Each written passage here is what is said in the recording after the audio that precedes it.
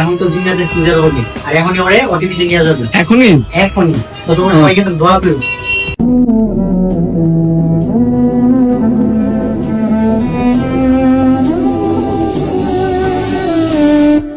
সোনা চাঁদের কোনা কন্যা রে আমার।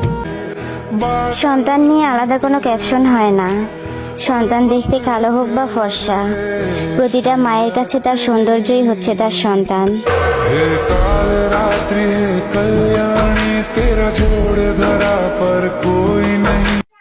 গাইস, তোমরা অনেকেই কমেন্ট করতেছিলা আমাদের বেবির কি নাম রাখা হয়েছে, তো আমরা এখনো নাম রাখি নাই।